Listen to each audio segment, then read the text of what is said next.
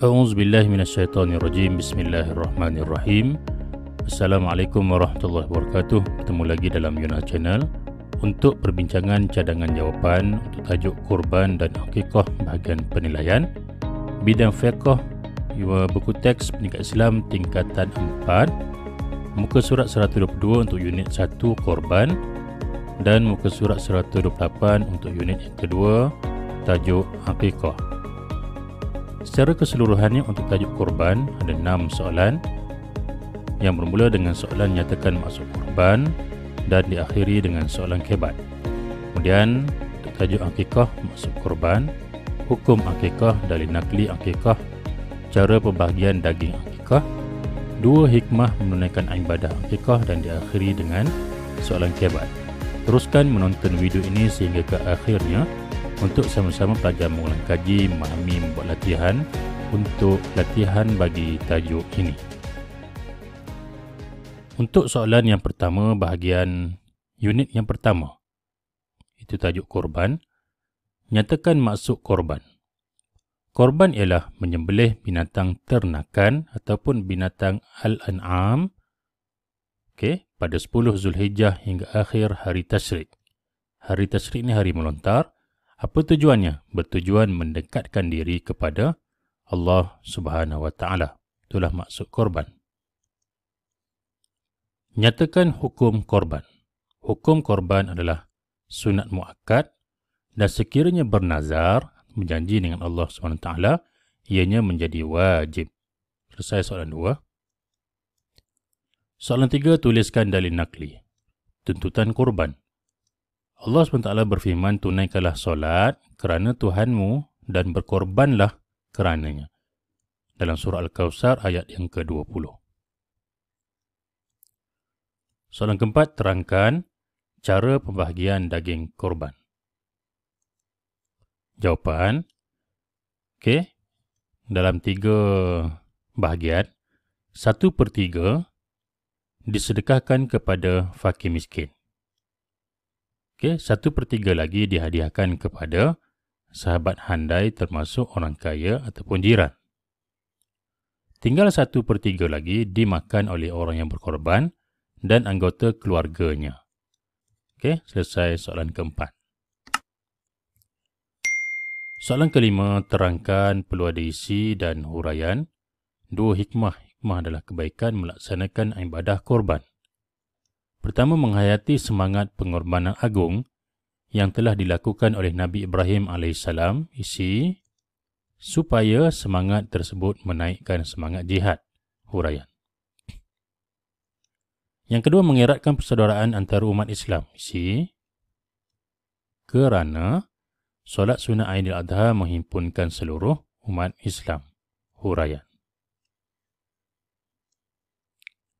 Soalan 6, soalan kebat, bagaimanakah ibadah korban dapat memacu ekonomi umat Islam, stimulus. Penyataan soalan, kebat perlu diisi huraian lengkap dan kesimpulan. Huraikan, bagilah pandangan anda bagaimana caranya korban ini dapat memacu ekonomi umat Islam. Pertama, meningkatkan pendapatan dalam bidang penternakan, isi kerana hasil bayaran daripada binatang korban. Huraian. Kesannya peluang pekerjaan dalam bidang ini akan semakin bertambah. Huraian lengkap. Oleh itu, kita hendaklah, kesimpulan, berusaha meningkatkan ekonomi umat Islam dengan pelbagai cara agar dapat membantu umat Islam yang lain. Kesimpulan.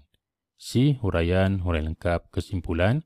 Selesai untuk tajuk ataupun unit yang pertama tentang ibadah korban. Untuk soalan bagi unit yang kedua, bahagian akikah, nyatakan maksud akikah.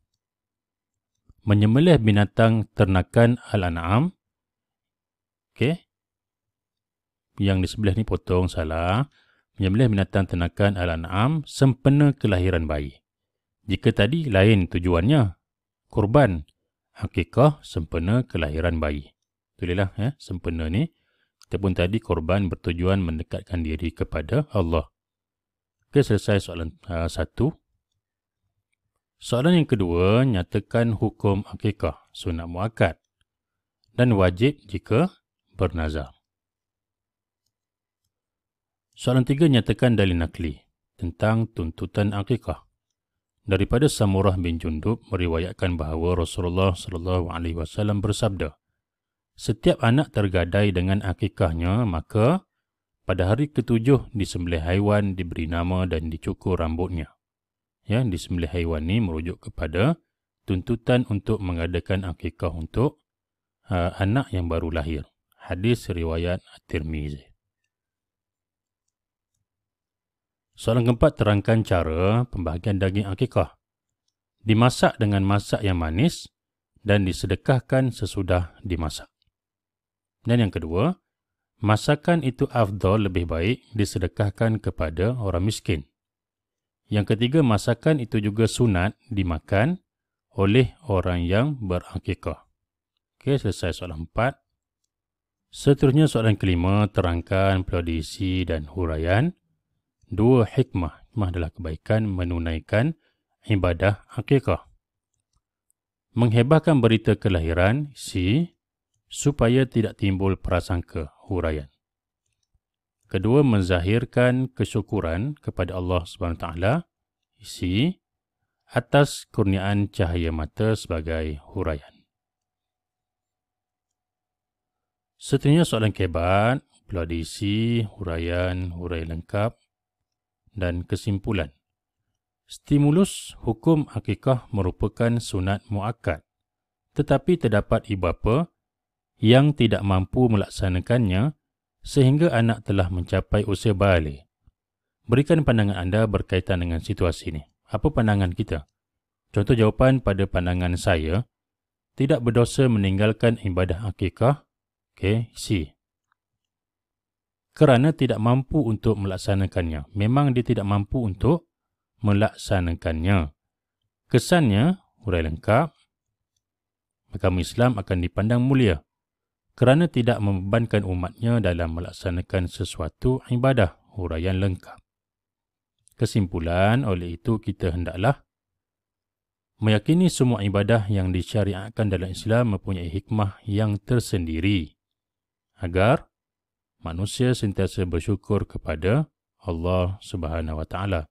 Sebagai kesimpulan, huraian lengkap dan kesimpulan selesai untuk kita jawab soalan kebat. Alhamdulillah, sekadar itu saja perbincangan kita, cadangan jawapan untuk tajuk ibadah korban dan ibadah akikah. Sekian, terima kasih, semoga berjaya. Terima kasih, subscribe Yunus Channel. Wabillahi taufiq wal hidayah. Wassalamualaikum warahmatullahi wabarakatuh.